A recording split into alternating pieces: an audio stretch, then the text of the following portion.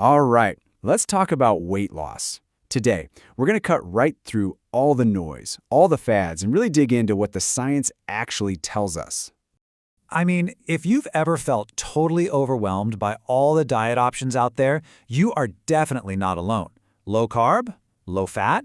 The debate is it's endless, right? You've got your low-carb camps, right? Think Atkins, where the whole idea is to slash things like bread and sugar. Then, on the complete opposite side, you have the super low-fat approach, made famous by diets like Ornish. And then there are the ones that try to play peacemaker. Balancing out all the macros, that's your zone diet. And of course, we can't forget the really intense ones, like keto, where you're pretty much wiping out entire food groups to get your body into ketosis. It's a lot. So, with all these different rules and philosophies flying around, it's so easy to just get lost in the weeds. But here's a thought. What if the big secret to weight loss has nothing to do with finding that one perfect magic ratio of fat, protein, and carbs? Well, it turns out the big health organizations, we're talking the American Heart Association and others, they've crunched the numbers. And their conclusion? At the end of the day, as long as you're in a calorie deficit, pretty much any of these diets, they work. They all can lead to weight loss. And you can see this so clearly in the data. Take a look at this. This study followed people for a whole year on 4 really different diets: Atkins, Zone, Weight Watchers, and Ornish. Now look at that chart on the left. It's pretty wild, right?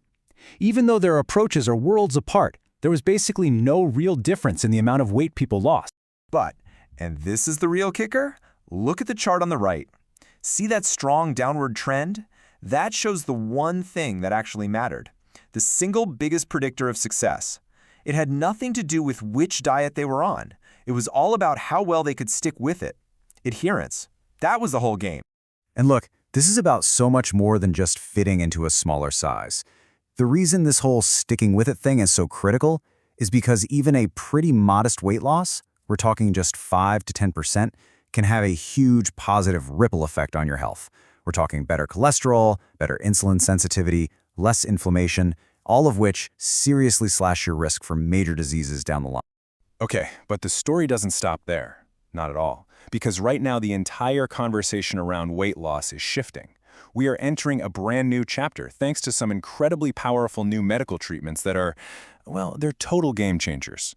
I'm talking about what are called hormonal incretin therapies. Specifically, a class of drugs you've almost definitely heard about, GLP-1 agonists. Yep, that's your Ozempic and Wegovy. They work by basically mimicking hormones in your gut to help control your appetite, and there's just no denying it. They are incredibly effective for weight loss. But, and this is super important, there's a big, often overlooked risk that comes along with the fast weight loss these drugs can cause. See, while you're watching the number on the scale drop, it's not just fat that you're losing.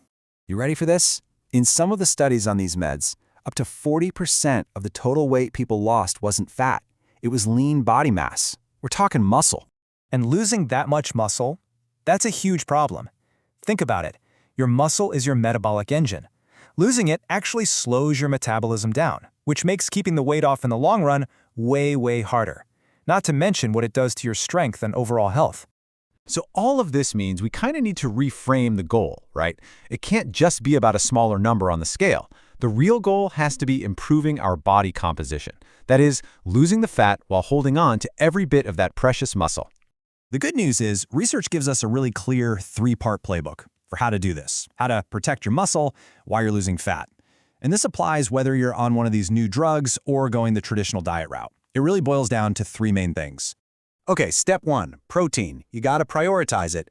A big meta-analysis just found that getting more than 1.3 grams of protein per kilogram of your body weight each day, well, that's linked to actually building muscle even while you're losing weight. To put that in perspective, for someone who's about 150 pounds, we're talking around 90 grams of protein a day. It is, without a doubt, the best tool you have to protect that engine we were talking about. So, let's put it all together. The whole approach is pretty straightforward, but man is it powerful. First, like we said, load up on high-quality protein. Second, you absolutely have to add in some resistance training, at least a couple times a week. That's what tells your body, hey, we need this muscle, don't get rid of it. And finally, you gotta support your whole system. Make sure you're getting enough water, enough fiber, and all the essential vitamins and minerals to stay strong and healthy while you do it. So really, it all comes down to this one question. As we step into this new world of weight management, where we have these incredibly powerful tools at our disposal, maybe the most important question to ask isn't just, how can I be lighter? But instead, how can I be stronger and healthier for a whole lot longer? That's the real win, isn't it?